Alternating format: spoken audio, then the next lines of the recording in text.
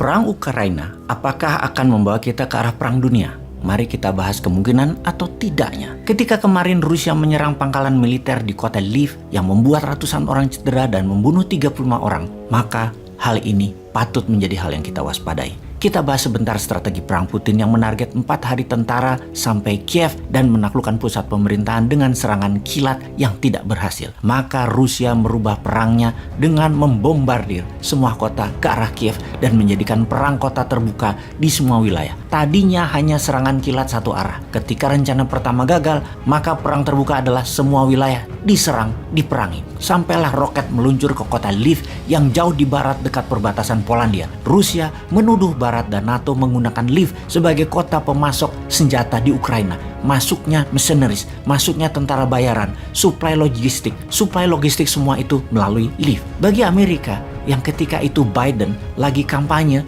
harus segera balik ke Gedung Putih dan Gedung Putih menyatakan serangan terhadap anggota NATO, karena Polandia adalah anggota NATO, akan menjadi dijawab serius dengan perang. Polandia akan menjadi ground base persenjataan dan pasukan. Saat ini di Polandia sudah kedatangan lebih 10.000 tentara, di mana 4.000 tentara itu dideploy oleh Amerika. Terlihat intensitas kegiatan militer meningkat tajam masuk dan keluar Polandia. Dan inilah hal yang ditunggu-tunggu, akankah perang dunia ketiga itu terjadi? Kemarin Swedia juga menuduh Rusia melewati wilayah udaranya. Ditambah lagi, 143 negara di PBB menentang agresi militer Rusia ke Ukraina. Kemudian Rusia mengancam balik semua negara yang menentangnya dan akan melakukan pembalasan. Ditambah lagi, lebih dari 1 juta warga mengungsi dari Ukraina, kebanyakan ke Polandia, yang lainnya ke Jerman, Rumania, Slovakia, Belarus. Ini merupakan jumlah terbesar perpindahan migrasi manusia melebihi Perang Dunia Kedua di awalnya. Jadi, kita harus mempelajari polanya dan patternnya. Setiap hari,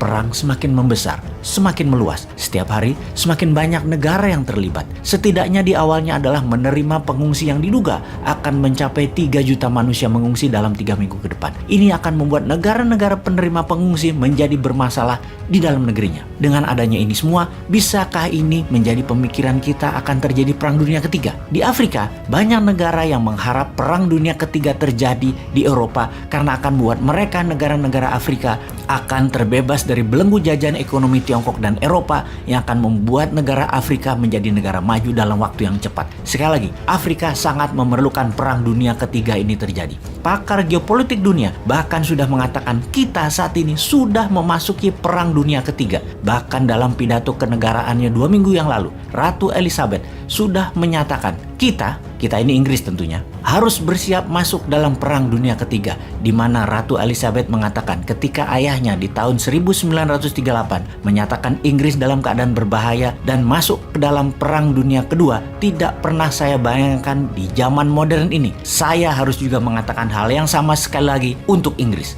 Sekali lagi, apakah ini masuk kategori perang dunia? Apa itu yang dimaksud dengan perang dunia? Dalam pernyataan sejarah, yang dimaksud dengan perang dunia adalah seluruh dunia berperang, setidaknya sebagian besar terlibat. Perang Dunia Pertama misalnya melibatkan seluruh negara Eropa, Amerika, sebagian Afrika, sebagian Amerika Latin. 70% dunia terlibat Perang Dunia Pertama. Selagi kita bicara saat ini, mungkin hanya Ukraina dan Rusia yang berperang di garis depan. Sisa dunia tidak ada yang berperang di garis depan. Sebuah fakta lagi, perang dunia semuanya bermula dari perang kecil. Kembali ke perang awal 1914, bulan Juni, ketika Archduke Franz Ferdinand dibunuh di Bosnia. Dia adalah pewaris dari kerajaan Austro-Hungaria yang dibunuh oleh nasionalis Serbia. Kemudian Austria-Hungaria menyatakan perang terhadap Serbia. Setelah itu, efek domino terjadi. Di tahun 1915 banyak negara masuk dan terus bertambah sampai 1916. Puncaknya hampir semua negara masuk Perang Dunia Pertama di tahun 1918.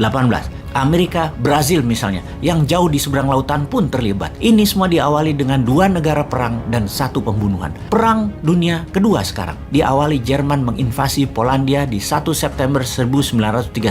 2 hari kemudian Inggris dan Prancis menyatakan perang terhadap Jerman. Efek domino terjadi dan seluruh dunia berperang. Setidaknya ada 50 juta manusia langsung atau tidak langsung meninggal akibat Perang Dunia Kedua. Sekali lagi, hal ini terjadi karena 1 negara menginvasi negara lain di awalnya. Jadi perang dunia di awalnya tidak selalu masif, kecil, yang akhirnya menarik banyak negara terlibat. Perang Dunia Pertama diawali dari 2 negara menjadi USSR, Inggris, Prancis melawan Austria, Hongaria, Jerman, dan Italia. Perang Dunia Kedua aliansinya adalah Jerman, Italia, Jepang melawan Inggris, Prancis, USSR, Amerika. Sekarang yang kita lihat adalah dua negara berperang, Ukraina melawan Rusia. Kita melihat peta dunia dalam resolusi perang Ukraina, 141 negara menentang Rusia, 5 mendukung, 35 abstain. Inilah peta aliansi versus Axis power Rusia. Di belakang Rusia ada Belarusia, Syria, Korea Utara, dan